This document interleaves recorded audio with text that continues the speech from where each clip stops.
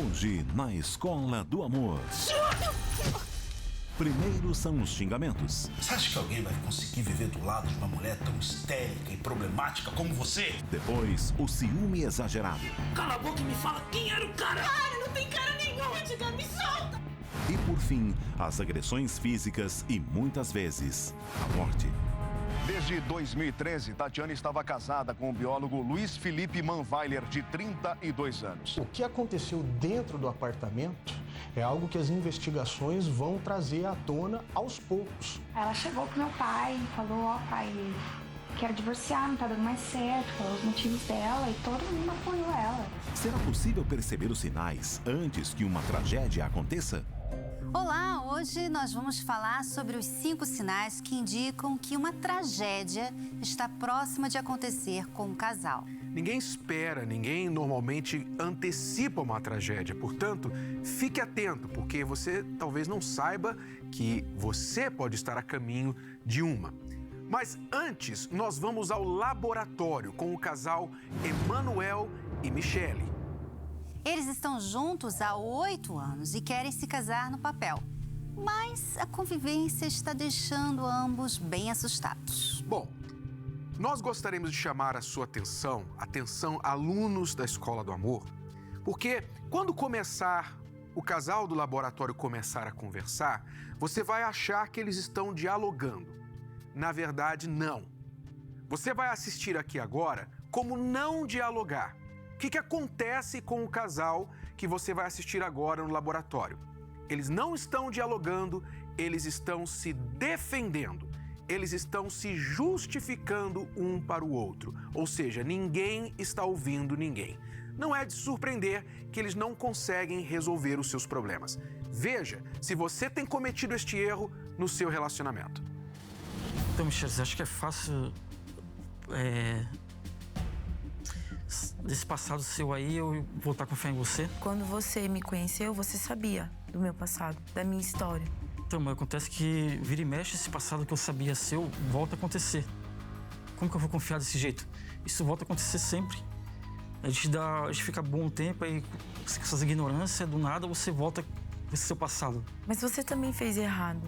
Você também me traiu. Mas isso é muito tempo atrás, Mas foi de agora, a gente já tava... Não importa, mas a gente tava separado. Você não tava separado. A gente separou justamente por causa disso. Mas por quê? Por que eu te traí? Eu te falei por que eu te traí. Você me deixava no gelo, me ignorava, nunca estava ali presente na minha vida. Ok, vamos parar aqui porque nunca faça isso, tá? Você traiu, você não deve chegar... Mas por que eu traí você? Eu traí você porque você não me dá atenção? Nunca faça isso. Porque não há justificativa para traição. Mas quando você fala, mas você sabe por que eu te traí? Então você está mostrando para o seu marido, Michele, que você não se arrependeu. Que se ele fizer isso de novo, é possível que você venha traí-lo de novo. E aí você vai entender por que é tão difícil para ele esquecer o seu passado. E sem contar que ela já começou agora, nessa segunda resposta, nessa segunda fala dela, ela já começou a se justificar. Ela não está ouvindo mais, a não ser quando ela se sente atacada, então ela passa a se justificar ao invés de tentar entender o problema que o Emanuel está trazendo para ela. Tipo assim, se eu quero que o Renato confie em mim e ele está falando, olha, por causa do seu passado, está difícil de confiar em você, então eu estou ouvindo isso, né? Então eu vou falar, então o que eu faço, o que eu posso fazer para você confiar em mim, né? Mas você não vai ver isso aqui na Michele e nem no Emanuel. Vamos ver. Tipo, não mandava um oi, como você tá? Como foi seu dia hoje? Você não queria saber. Mas como alguém vai mandar um oi pra pessoa aqui em casa, fica gritando, xingando, batendo nas crianças? Tá, mas dá bom dia, boa tarde pra pessoa desse jeito. Você nunca confiou em mim. Beleza. E vira e mexe, você também joga na minha cara por eu ter sido garota de programa. Você joga na minha cara e isso me machuca muito. Aí eu mesmo me condeno, não precisa nem você me condenar. Porque você vira e mexe, aí eu você fico volta me pro seu julgando. passado também. Caramba, eu não sou digna disso, eu não sou digna daquilo, eu não sou merecedora disso. Vira e mexe, você volta pro seu passado. Não precisa te Não, julgar, mas você agora volta foi pra ele. diferente. Eu não voltei Você pro meu volta pra ele. passado. Eu não voltei pro Voltou. passado, Traição não. é passado. Traí, mas é eu não fui passado. pra prostituição. Então. É diferente. Mas voltou. É diferente. Voltou pro passado. Você acha que é fácil pra mim? A gente separou por traição sua, aí você vai e volta do nada. Eu ficar sabendo que você tá grávida de outro cara. Não foi Então, isso. foi isso. Eu fui pra casa da minha mãe, engravidei, me envolvi com uma pessoa, engravidei. Eu fui sincera com você. No que poderia mais me prejudicar, eu fui sincera. Eu te falei a verdade. Eu só queria que você voltasse a confiar em mim. Você não confia. Ok, vamos parar aqui de novo. Michele, desculpa, né? Eu estou aqui pegando o seu pé, mas é que você que fala mais, né? Então quem fala mais acaba errando mais, né? Michele, você falou, poxa, ele falou assim, você me traiu, a gente se separou, você foi e arrumou uma pessoa e você engravidou daquela pessoa, você me traiu de novo. Aí você falou assim, não foi isso que aconteceu. Foi isso que aconteceu, Michele. Foi exatamente isso que aconteceu. Mas porque, quando a pessoa está assim, como você falou no início, Renato, defensiva, está querendo se defender, ela faz esse papel. Não foi isso que aconteceu. Ela só enxerga a verdade dela, a minha verdade ou o que eu sinto, ela só enxerga a verdade dela. Ela não enxerga o que o outro passou, o que o outro sentiu, o que o outro viveu, que também está ligado com ela, marido dela. Aí ela na defesa dela, ela tem que fazê-la sair bem. Então, eu fui sincera com você. Eu falei a verdade. Tudo bem, você falou a verdade, você não fez nada mais que a sua obrigação, Michele. Tá? Então, assim, não foi... Isso aí, você não ganha estrelinha porque você falou a verdade que você estava grávida de outro homem. Você não ganha estrelinha. Você traiu ele. E não foi uma vez, foram muitas vezes. Então, você devia estar aqui arrependida, você devia estar aqui dando graças a Deus que ele está querendo dar uma chance para esse relacionamento. Mas em vez disso, você está... Não, eu te traí porque você não confia em mim. Não, porque você não fala alô. Você não liga para mim e dá bom dia. Pelo amor de Deus, Michele. Bom dia, oi. Sabe? Então, aí... Mas a pessoa fala tanto que você não vai ouvir o Emanuel falar. Só a Michele. Olha só. Eu não posso ter celular, eu não posso ficar sentada na rua quando tá sol pra tomar um sol. Porque você acha que eu tô olhando pra outras pessoas, olhando não sei pra quem. Mas toda vez foi isso que aconteceu. Mas não é. Toda vez. Porque agora é diferente. Até ontem foi isso que aconteceu. Peraí. Até ontem, né? Até ontem isso aconteceu, então... Mas aí ela não responde isso aí, né? Então você não deixa eu ficar sentada na rua pegando o sol. Vamos falar sobre isso, Michele.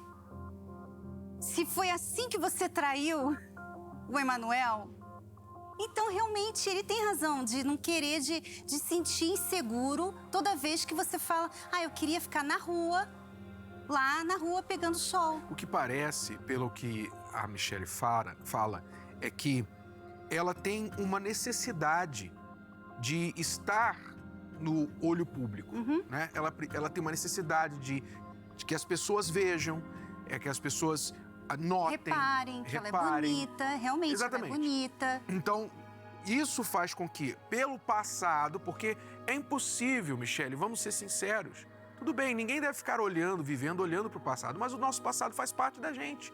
Nosso passado faz parte da nossa história, ele está lá, não há como negá-lo, e ele existe para servir como um alerta para não errar novamente no futuro.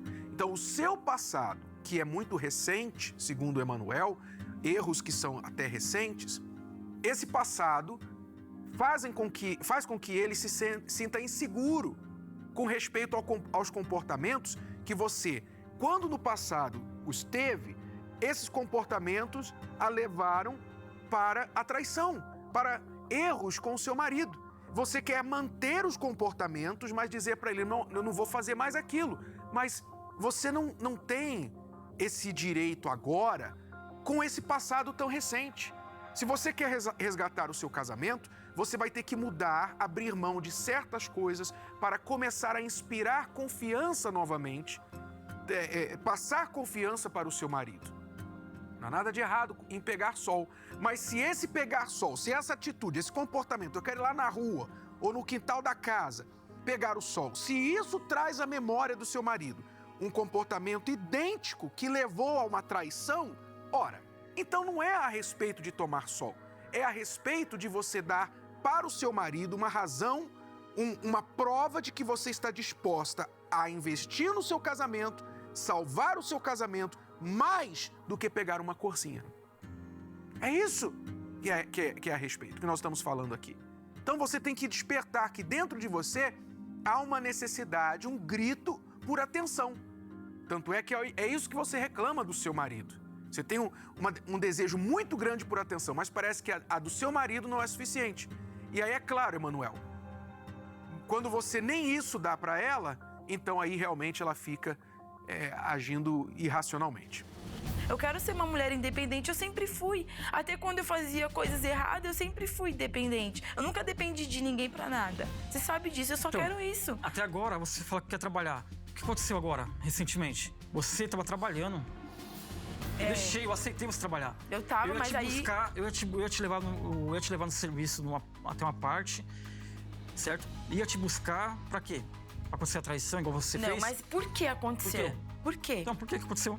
Por quê? Você sabe por quê? Você me deixava no gelo, me ignorava, não, sabe? Não queria. Não é por isso, a gente já conversou sobre isso. Foi sim. Novamente, vem a Michele justificar a traição. Não, eu traí porque você me deixava no gelo, você não me dava atenção. Quer dizer, é como se você estivesse falando assim, Michele, a realidade é que se você fizer qualquer coisa errada, eu posso te trair. E eu estou justificada em E você tem que aceitar. Sabe? Como é que ele vai aceitar isso, Michele? Você não mostra arrependimento. Porque se você realmente estivesse arrependida, você não ia justificar. Você ia falar assim, olha, eu errei muito com você. Sabe? Eu fui uma pessoa, eu fui idiota. Eu quis a atenção dos outros homens. Eu não dei valor a você. Você me conheceu naquela vida e você me deu valor. Outros homens não fizeram isso por mim. Você me deu valor. Poxa, olha, eu te valorizo. Poxa, olha, eu não quero te perder. Era para você ter esse comportamento, mas não, você já fala toda defensiva. Você já fala com ele como se ele não tivesse, sabe, razão nenhuma de ficar chateado que você o traiu. Você traiu, Michele. Traição, talvez porque você teve esse passado de garota de programa, talvez você não imagina o que uma traição significa num relacionamento. Talvez você nunca viu um relacionamento, sabe? Você nunca viu um casamento. Mas você quer isso, você quer um casamento, você quer uma família. Mas para você ter uma família, você tem que entender que traição é um não. Não pode ter traição. Mesmo quando o seu marido não dá oi para você, quando ele não liga para você e dá bom dia, mesmo isso, você não pode trair. Então, isso é família, isso é casamento. É isso que você quer casamento com ele, mas você não quer, sabe, dar a ele essa segurança de que, não, eu vou ficar com você, eu não quero nunca mais olhar para outro homem, eu não quero a atenção dos outros homens, eu quero a sua atenção. Parece que você não quer isso. E se ela não tem essa atenção, então há formas de resolver esta falta de atenção com o seu marido que não necessite que você vá e o traia. É isso que nós estamos querendo falar, ok? Um erro não justifica o outro, tá? Vamos terminar de assistir aqui. Você não mandava uma mensagem pra mim, você chegou bem no trabalho? Como você tá?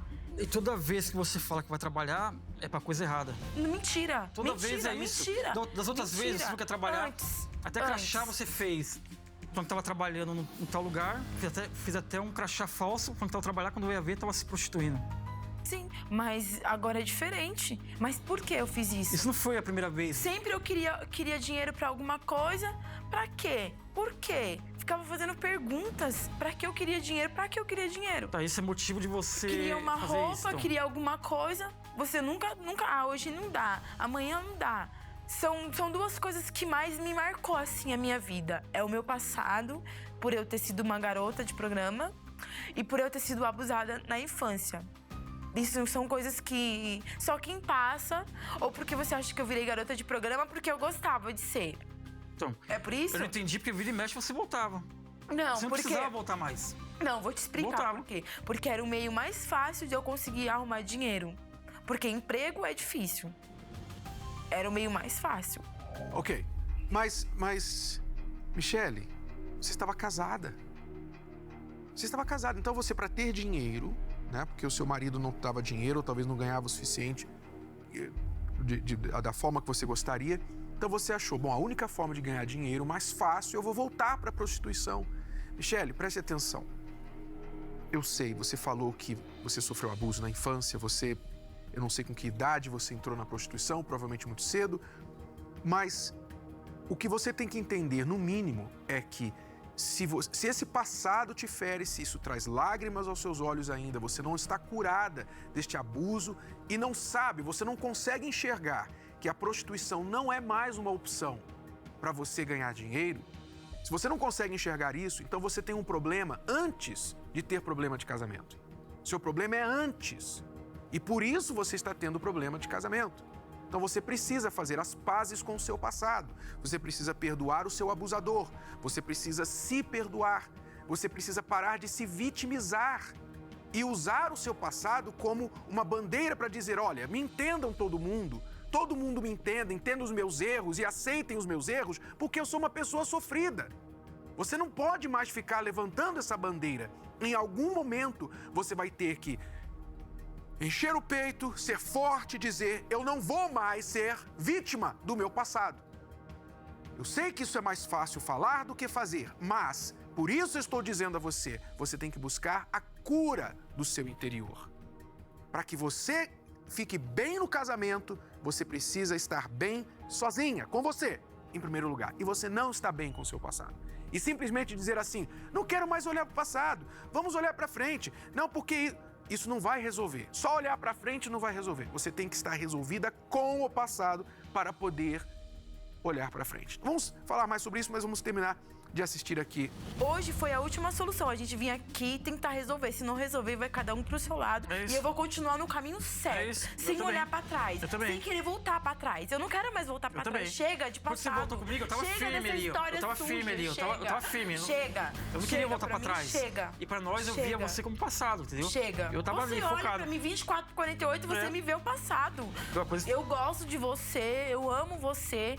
Me arrependo das coisas que eu fiz, mas eu não tô disposta mais a pagar o preço. Eu não tô disposta mais a ficar olhando pra trás. Não tô disposta de eu ficar me julgando, de eu ficar me condenando. Eu não quero, não precisa disso mais. Eu não quero. E não quero que você fique fazendo isso.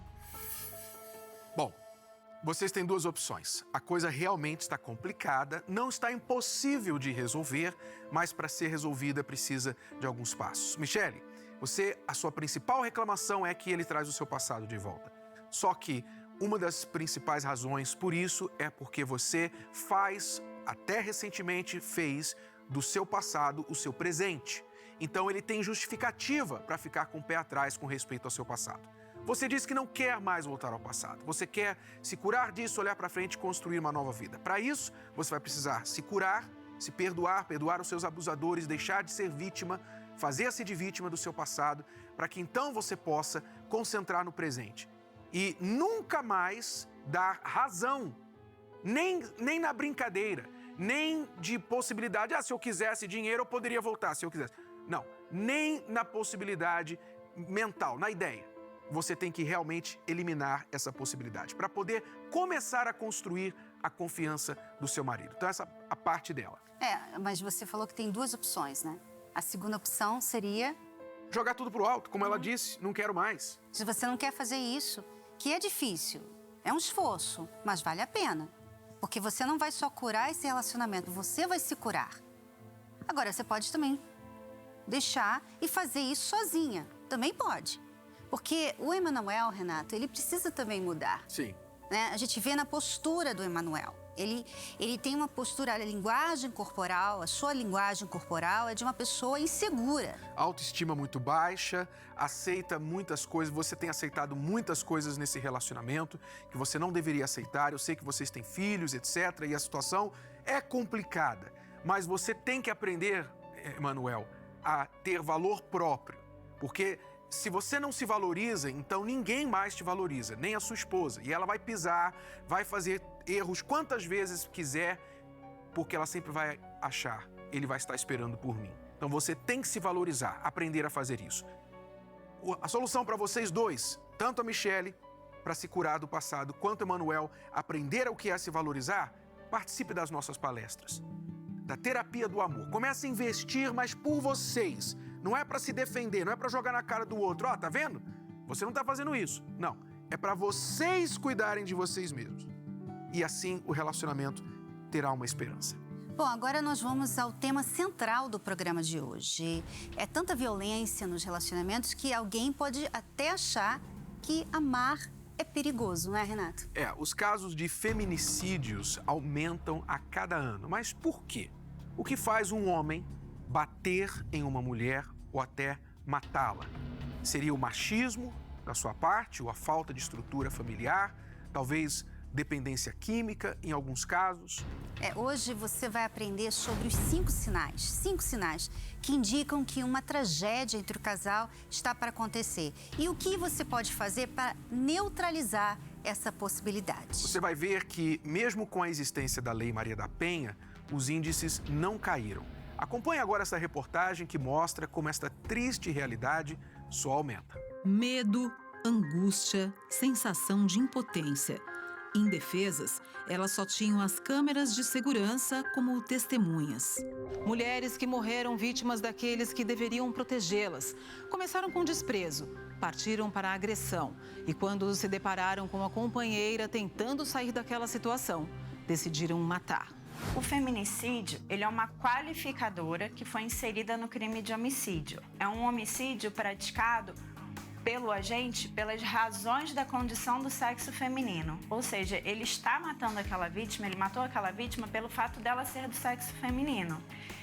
E aí a própria lei diz pra gente o que seria uma condição do sexo feminino. É quando esse homicídio ele é praticado ou numa situação de violência doméstica e familiar, que nos remete à própria Lei Maria da Penha, ou por uma discriminação relacionada ao gênero dessa mulher. 12 mulheres são assassinadas todos os dias, em média, no Brasil.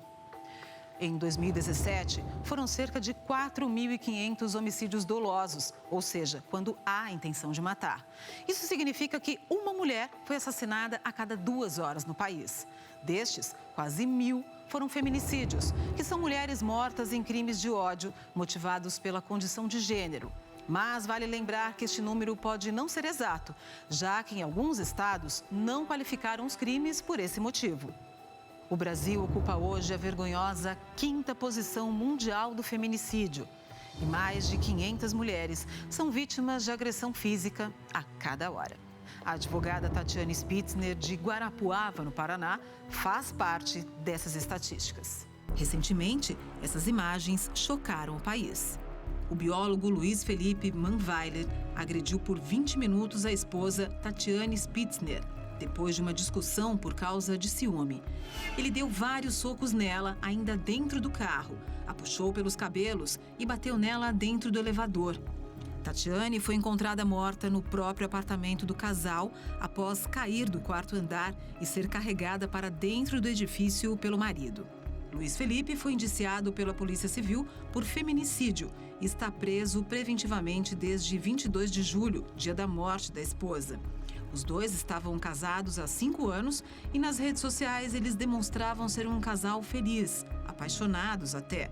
Mas, segundo a promotora Dúnia Serpa Rampazzo, do Ministério Público do Paraná, responsável pelo caso, informações coletadas pelas investigações apontam que a advogada estava em uma relação abusiva e o casal vivia uma realidade oposta à exibida em postagens.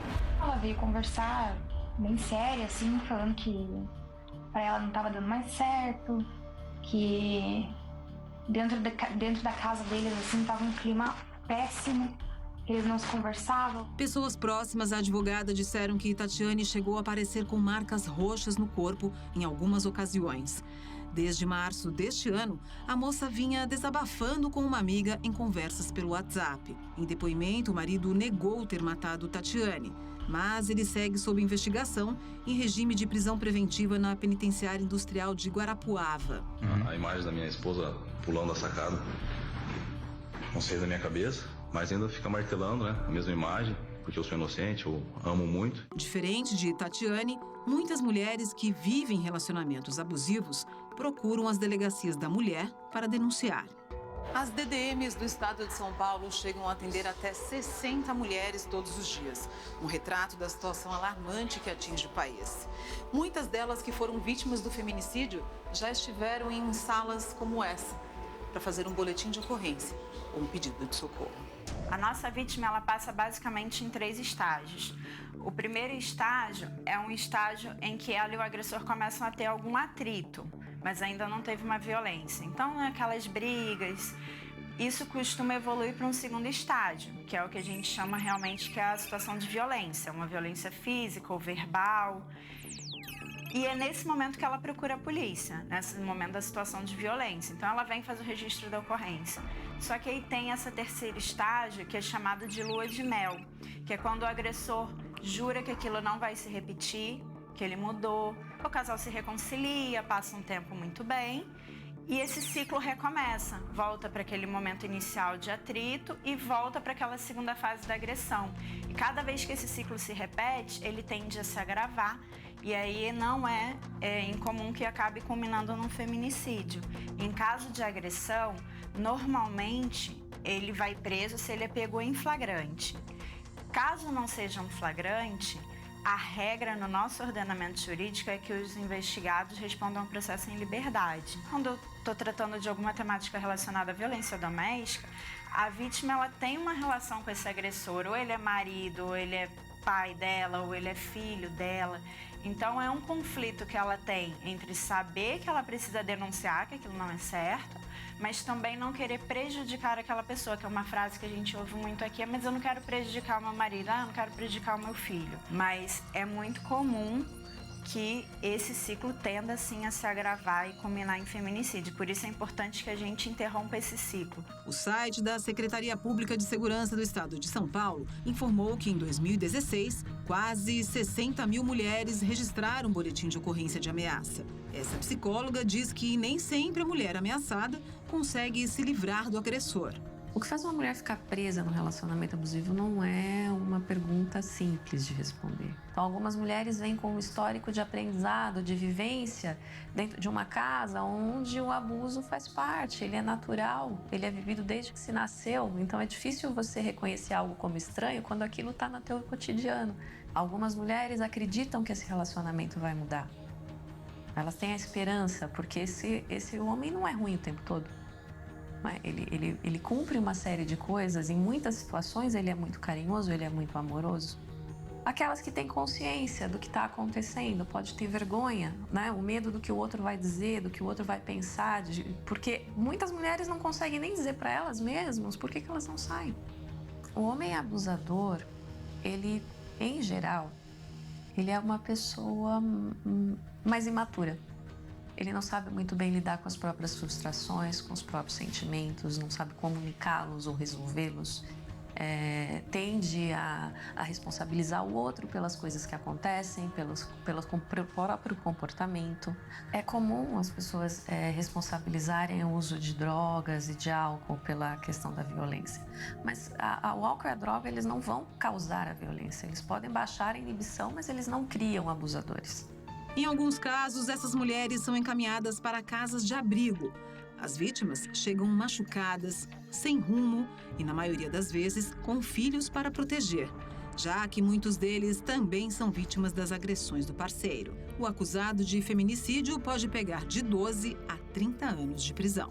O contador que você viu na tela durante esta matéria serviu para mostrar quantas mulheres foram agredidas enquanto a reportagem durou. Foram aproximadamente 65 mulheres. A pergunta que fica é: quem será a próxima vítima? Muitas vezes, quando as pessoas assistem casos assim nas notícias de agressão, de matou a esposa, matou o marido, etc., pensam assim, isso é caso de gente sem educação, é de caso de gente de baixo nível social, porque pessoas educadas não fazem isso. Mas este caso aí do Paraná, que nós acabamos de acompanhar, mostra que não importa o nível social nem a formação da pessoa, pois ele como biólogo, ela como advogada, ambos pessoas muito formadas, muito bem formadas, uma vítima e o outro o agressor. Então, não tem nada a ver com a formação. Acompanhe a entrevista que a nossa equipe fez com o advogado da paranaense Tatiane, que foi assassinada há um mês. A Tatiane vinha revelando que sofria algum tipo de violência por parte do marido, Luiz Felipe, ou ela acabava escondendo isso da família para não envolver aí o relacionamento? Ela vinha revelando, sim, não tudo para a família, ela guardava algumas coisas para si, não dizia para o pai e para a mãe o nível das agressões que ela vinha recebendo, que eram majoritariamente verbais, eram agressões morais por parte do seu ex-marido.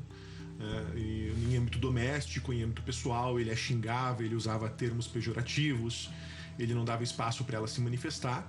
E isso ela vinha expondo para amigas, para as amigas mais próximas. Para os pais, ela dizia que estava tentando se separar, que tinha a intenção de conseguir o divórcio, e ela vinha tratando sobre isso com o Luiz Felipe, mas o Luiz Felipe não aceitava de jeito nenhum a hipótese da separação. A família, desde que ela começou a relatar que estava tentando o divórcio, que ele tinha um comportamento agressivo, que ele estava se tornando cada vez mais bruto e sem limites com ela, a família começou a tomar mais cuidado, mas é claro que não sabia que ele tinha praticado agressões no nível que toda a sociedade ficou conhecendo com a liberação daquelas imagens das câmeras. A Tatiane, pelo que ela dizia para as amigas, ela ainda sentia sentimentos fortes pelo Luiz Felipe.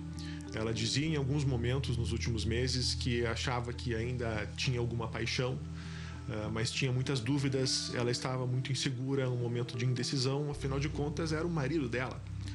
Vários vizinhos chegaram a ligar para a polícia. A polícia tem registros de que vizinhos ligaram relatando que estava ocorrendo uma briga violenta, barulhos altíssimos no apartamento da Tatiane. O que aconteceu no caso da Tatiane foi que as agressões e o resultado, o desfecho brutal do crime foram muito rápido. Não deu tempo para que mais vizinhos tomassem providência, como bater na porta, dizer para que pare, enfim, tentar prestar um socorro efetivo. O tempo que eles chegaram no apartamento até o momento em que a Tatiane foi vista ao solo são 15 minutos. Renato, sabe o que eu fico pensando? Essa mania das pessoas não passarem toda a informação para a família, né? Porque é vergonha, não quero chatear meus pais, eu não quero que eles saibam que eu estou sofrendo, mas isso tira dela toda a proteção. E a família, ela traz uma certa proteção para você. Quando você tem ali um pai, um irmão, né, que sabe da situação que está acontecendo em casa, e você pode ter o apoio deles, então o marido agressor, né, o marido violento, ele vai ter que pensar duas vezes, porque o pai e o irmão estão sabendo. Uma das estratégias, digamos assim, dos sintomas, seja consciente ou inconsciente, do agressor é isolar a vítima, exatamente para que ela não tenha apoio de ninguém e ele possa agir com mais liberdade. Mas o que nós estamos aqui hoje para falar é exatamente como identificar isso antes de uma tragédia acontecer. Infelizmente, para o casal do Paraná, foi tarde. O que fazer antes disso acontecer? É possível prevenir? Nós sabemos que sim, e hoje vamos dar a você 5 sinais de uma tragédia anunciada, para que você evite. E o primeiro sinal que vamos falar hoje é este aqui: xingamentos e críticas em casa ou em público. Você vê que às vezes a pessoa xinga, né? O marido xinga, e você logo pensa assim, ele é assim, é o jeito dele. Ele é um pouco violento, assim, a forma de falar, mas é porque ele vem dessa família, essa família é assim. Então as pessoas logo dão uma justificativa por que aquela pessoa pode xingar. Só que isso aí é uma agressão. E um sinal de descontrole, de perda de constrangimento e perda de vergonha, que são 2 freios para o comportamento humano. Se a pessoa não tem mais vergonha nem constrangimento de xingar, agredir em público, a coisa já saiu do controle. É hora de tomar providências. Nossa reportagem foi às ruas para falar com as pessoas que já passaram por situações de violência. E, claro, saber como que elas reagiram. Acompanhe. Você já se viu em algum relacionamento abusivo? Já vivi. O meu ex-marido mesmo. Várias vezes ele puxou faca pra mim, né? E chegou uma hora, tipo assim, ainda vivi 14 anos com ele. Chegou uma hora que eu falei, não, basta. Eu estava desempregada, fui morar numa pensão. E assim eu fui indo, fui deixando o currículo, arrumei um emprego, fui trabalhar e continuei vivendo a minha vida com meus 2 filhos pequenos. Eu vivi com uma pessoa durante 8 anos e ele, assim, tinha um outro relacionamento fora, né? Então, por eu não aceitar, eu sofri muito, eu fui ameaçada. Uma outra pessoa da família dele me encorajou e falou pra mim, vai denunciar, vai atrás, porque não pode ficar assim, né? Mesmo com ajuda, foi difícil sair desse relacionamento, mas eu consegui. Sim, já perdi sim a cabeça em um relacionamento que eu tinha 2 anos atrás, mas aí, por conta disso, eu decidi, parei, pensei, refleti e vi que não era o caso de ser agressivo, de agredi-la, porque senão ia acontecer o pior. Hoje, no meu atual relacionamento, não, mas já passei por isso com um relacionamento antigo. Ele queria controlar as roupas que eu usava, meu dinheiro, o que eu fazia, com quem eu andava. Sempre tinha muitos ciúmes também de qualquer pessoa que se aproximasse de mim. Vamos agora ao segundo sinal de que uma tragédia está se aproximando. E o segundo é este: tortura psicológica. Veja só. Ai, desculpa a demora, Pedro. A gente tá muito atrasado? Ainda não, mas não enrola. Não, prometo que vou rápido. Olha só, pensei com esse vestido. O que você acha? Você tá brincando, né? Não. Eu pensei com ele. Não te serve, amor. Você tá gorda. Já te falei várias vezes que você tá relaxada, não cuida do corpo, dá nisso. Não pode vestir qualquer roupa. Esse, se você colocar, vai ficar parecendo um provolone. Pedro, também não é assim. Claro que é. Você só come porcaria. Até seu rosto tá parecendo uma lua cheia. Você tá falando sério? Mas eu nem como tanto assim. Como se fosse só isso, né? Além de gorda, você não tá nem um pouco bonita. Você já se olhou no espelho?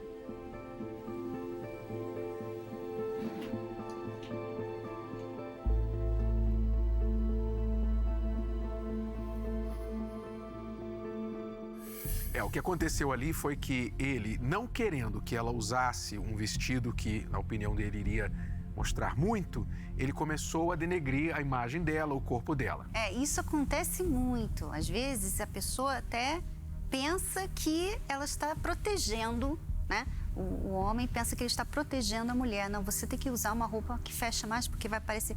Mas a verdade, Renato, é que ele é inseguro. Ele é inseguro. Muitos homens que fazem esse tipo de tortura, eles não deixam a mulher pintar o cabelo, eles não deixam a mulher ficar bonita. Eles querem que a mulher seja feia, porque aí eles se sentem à vontade. Isso é um comportamento de uma pessoa que não está bem, no mínimo, né? Não é um marido, não é um homem de respeito, é um homem inseguro. Então, você, mulher, que sofre com esse tipo de tortura, você tem que estar acima disso, você não pode aceitar, porque é assim que ele consegue ter controle sobre você. Quando ele consegue fazer você acreditar que você é feia, gorda, você não vale nada, que você é isso e aquilo, você acredita, você aceita aquelas palavras, aí ele já tem domínio sobre ela e ele pode ir ali começar a agredir mais. E não só com respeito à aparência, mas tipo... ninguém vai te querer se eu te deixar. Você tem que dar graças a Deus que eu estou com você, porque foi a melhor coisa que aconteceu na sua vida. Se eu te deixar, nenhum homem vai te querer. E coisas desse tipo. Olha o seu passado, etc. Então, essas torturas psicológicas são um péssimo sinal de uma pessoa que se acha dona, que você é propriedade que tem que dela. Pisar, né? Tem Exato. que pisar na pessoa. Bom, nós temos aí mais 3 sinais de que uma tragédia está prestes a acontecer. Você tem que aprender a detectá-los e o que fazer a respeito. Nós vamos aos próximos 3 daqui a pouquinho, mas depois da nossa pausa. Não saia daí. Você sabia que metade das pessoas que se divorciam se arrependem de não ter tentado um pouco mais salvar o casamento? Ninguém casa para se separar. Mas, às vezes, parece não ter solução. Espere, você ainda não tentou de tudo. O livro Casamento Blindado já ajudou milhões de casais no Brasil e no mundo a evitar o fim da relação. Mesmo se o parceiro não quer mudar ou parece irredutível, dê a si mesmo esta chance. Leia Casamento Blindado 2.0. O seu casamento à prova de divórcio. Nas livrarias ou receba em sua casa pelo site casamentoblindado.com. Imagine acordar um dia e descobrir que se casou com a pessoa errada ou que perdeu seu grande amor porque você mesmo estragou o relacionamento. Não quer correr o risco? Então o livro Namoro Blindado é leitura obrigatória. Autores do best-seller Casamento Blindado, Renato e Cristiane focam neste livro na construção das relações para que as pessoas escolham melhor, porque nunca é tarde demais para aprender o amor inteligente. Adquira já seu exemplar pelo site namoroblindado.com. Estamos falando sobre 5 sinais de uma possível tragédia. Pessoas que estão em um relacionamento e não sabem detectar os sinais que depois podem conduzir a um acontecimento trágico lá na frente, como temos visto aí quase que diariamente nos noticiários. Bom, o terceiro sinal você vai conhecer agora, que é quebrar as coisas. E isso não é reserva de qualquer pessoa anônima, classe A, B, C, mas até das celebridades. Veja só. Ao ser filmado durante o momento da agressão, o ex-marido da modelo Renata Banhara quebrou o celular na cabeça dela. Renata estava em tratamento para combater uma bactéria no cérebro, quando descobriu que o companheiro a estava traindo. A modelo disse que ele tinha uma amante e a levava em casa enquanto ela estava internada. Dias após a descoberta, Renata o confrontou e foi surpreendida com uma atitude violenta. De acordo com Banhara, foram socos, chutes, empurrões e tortura psicológica. O companheiro, inclusive, a incentivou a se atirar da sacada da casa para se suicidar. Ela entregou as imagens gravadas para a polícia e agora está sob medida protetiva. O caso está sendo investigado. A atriz e modelo Amber Heard acusou o ex-marido Johnny Depp de tê-la agredido em 2016. Ela afirmou que o ator a atacou e jogou um aparelho celular em seu rosto. O episódio de violência teria acontecido depois que Depp se irritou com a ex-esposa, que discutia com ele ao mesmo tempo em que falava com uma amiga ao telefone. De acordo com o site TMZ, a atriz teria sofrido outras agressões durante o casamento e teria, inclusive, guardado um vídeo como prova do comportamento abusivo do ex. A cantora Gretchen deu uma entrevista recentemente contando seu drama de agressões no seu terceiro casamento. Eu era agredida todos os dias, agredida de verdade, eu era espancada. Eu apanhava por qualquer motivo. Apanhava porque sorria, porque ficava triste, porque tomava banho com as minhas irmãs quando elas iam na minha casa. E ele não tinha nenhum problema com bebida. Ele me batia porque era psicopata. Gretchen disse que quando passava a crise, o companheiro chorava, passava mal e dizia que tinha problemas psicológicos, que morreria se ela o deixasse. Segundo a cantora, o ex chegou a apontar um revólver em seu pescoço após ela tentar ir embora, ameaçando também o filho que os dois tiveram juntos. Eu nunca entendi essa forma de mostrar a raiva das pessoas, porque eu fico logo pensando assim, depois vai ter que limpar, vai ter que comprar outra. Meu Deus, que... Mas isso mostra o quão irracional, né, e quão perigoso a coisa já está se tornando, porque a pessoa já parou de pensar dessa forma racional, já parou de pensar, eu vou ter que limpar, vou ter que comprar outra coisa, vai custar dinheiro. Ela não está mais pensando racionalmente, ela está pensando emocionalmente, agindo, na verdade, reagindo emocionalmente, quebrando tudo e isso é antes de quebrar a pessoa. Normalmente se quebra as coisas. E ela pensa que ela está meio que dando um desconto. Não, olha, eu quebrei a geladeira... Para não quebrar o seu nariz. Para não quebrar o seu nariz. Olha só, ganho estrelinha. Não ganho estrelinha, não. tá? Se você já está quebrando as coisas, isso aí é um sinal de que você tem essa agressividade e vai piorar. Que o ruim, Renato, disso tudo, é que esses sinais, eles não são só um ali. Não é, você só não vai ter um, vai tendo, eles vão progredindo e vai piorando. A coisa vai ficar pior.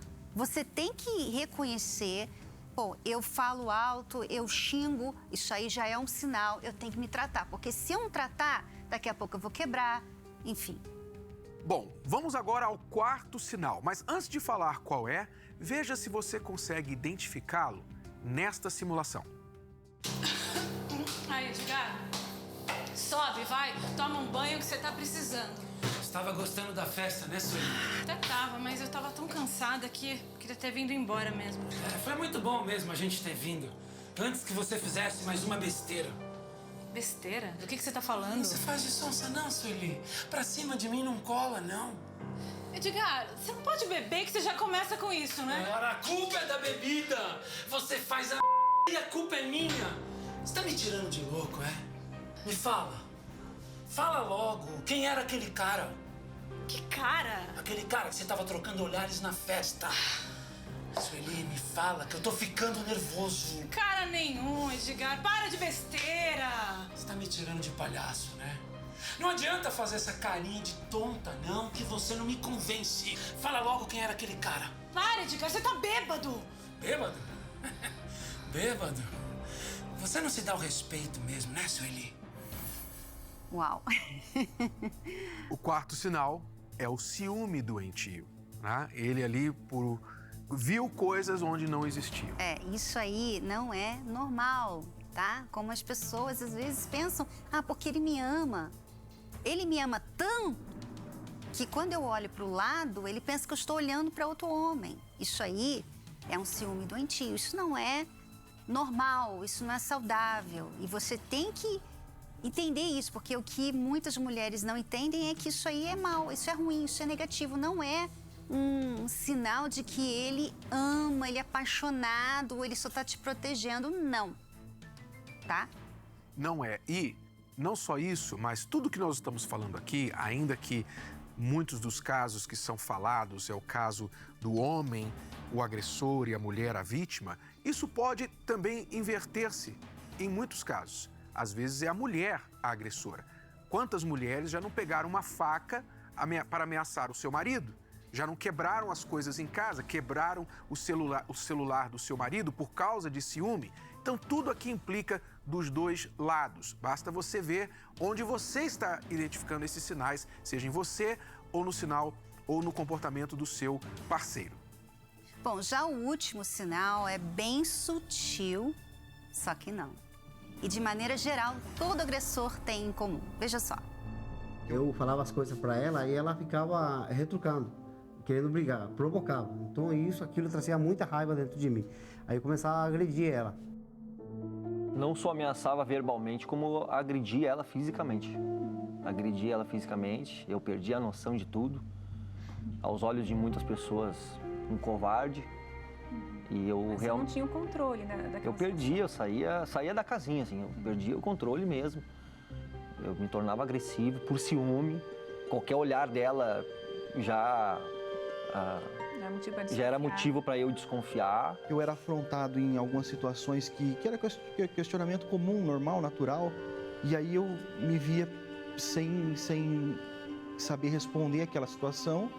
E aí usava da força física, usava da raiva para poder me impor ou para poder justificar aquela situação que eu não tinha controle. Inclusive, na época, eu lembro que agredi ela na casa dela, junto com os pais delas lá.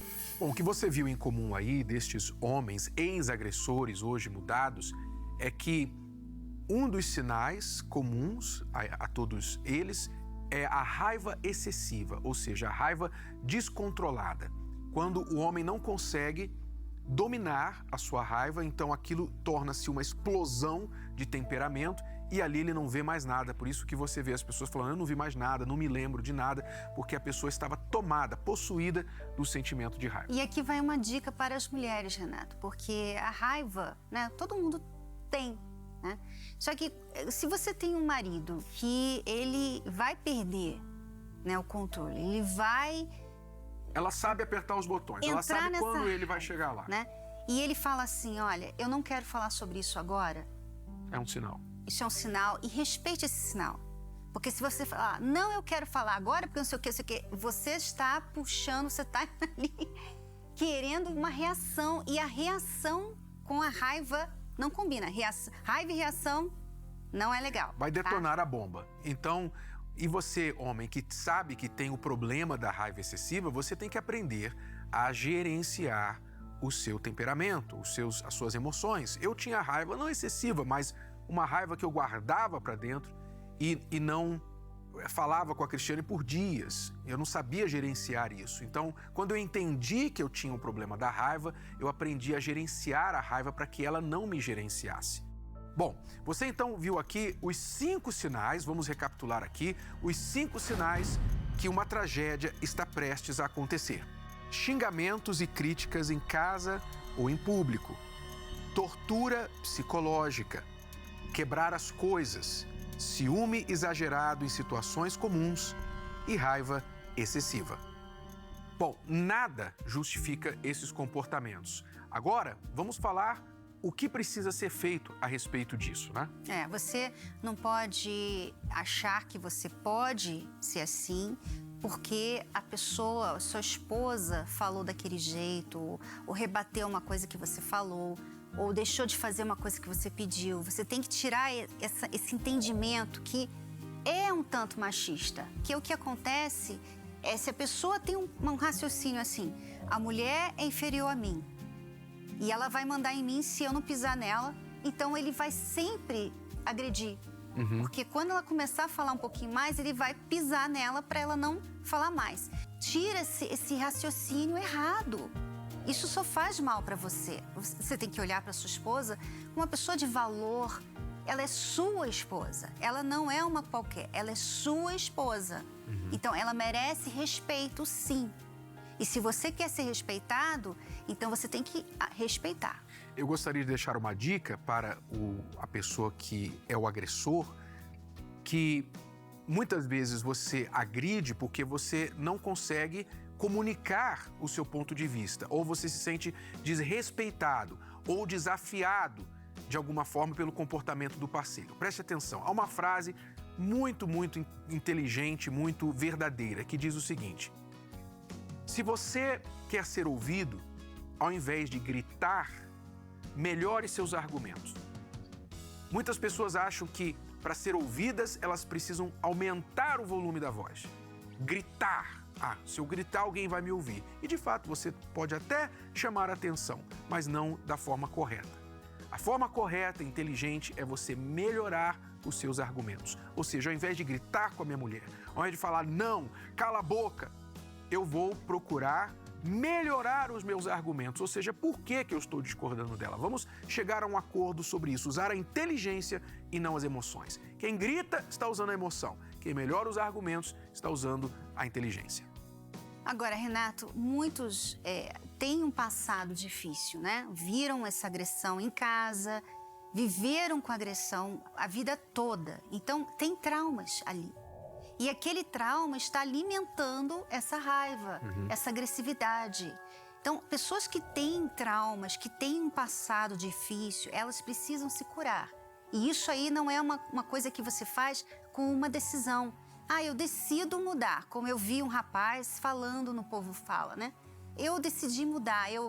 2 anos atrás, eu agredi, mas eu perdi meu relacionamento. Então, eu decidi mudar. Não é bem assim. Né? Não é uma decisão só que você fala, porque você vê nessas agressividades, nessas agressões que a gente viu aí, dos exemplos, muitas vezes eles que depois mataram, falaram, eu mudo, eu vou mudar, eu não quero perder você.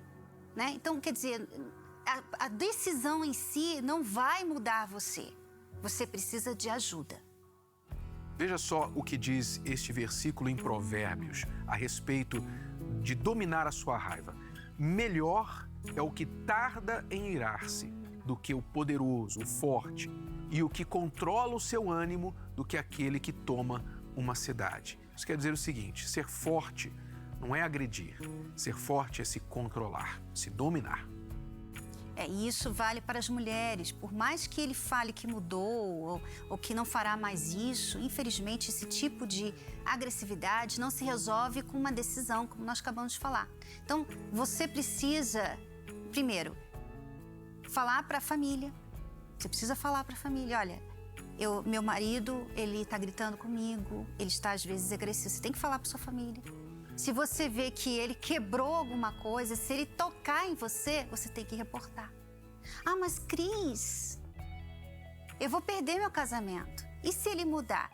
Mas a questão é aqui é o seguinte, se ele sabe que agora a ficha dele está suja lá na delegacia da mulher, ele vai pensar 2 vezes, né, Renato? Isso vai ajudar ele a se policiar também.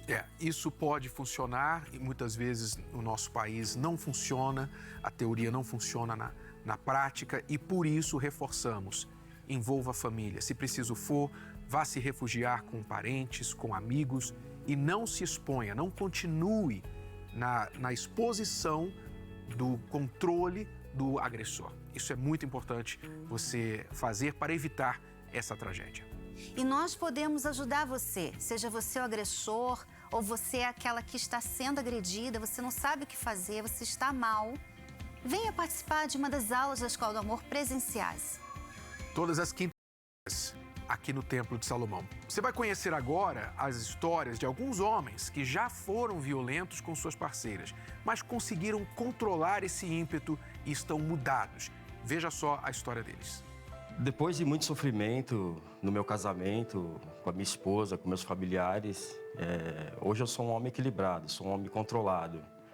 E quando eu tenho uma discussão com a minha esposa ou com alguém de fora, e eu vejo que aquilo está ficando acalorado, está ficando intenso, eu procuro me ausentar, né, daquela situação e vou ler um livro de casamento blindado, procurar ficar tranquilo, meditar naquilo que foi falado. E é assim que eu consigo me controlar, porque hoje eu sou uma pessoa mansa, uma pessoa calma. Um dia eu cheguei a agredir a minha própria esposa, né? E não foi apenas 1 minuto, né? Foi 15 minutos de briga, né? Ao ponto de chegar até a puxar uma faca para ela, né? Quando eu percebo que eu tô com raiva, eu logo paro o assunto. E a minha válvula de escape, na hora eu vou falar com Deus. Aí eu consigo perceber que eu consigo controlar a raiva na hora. É você que é um homem que tem um temperamento difícil, que você percebe que a hora que você vai ver, você já se tornou uma pessoa agressiva, você já quebrou tudo em casa. Quando você perceber que você já está saindo do seu estado normal, a primeira coisa que você deveria fazer é parar com o problema que você está enxergando.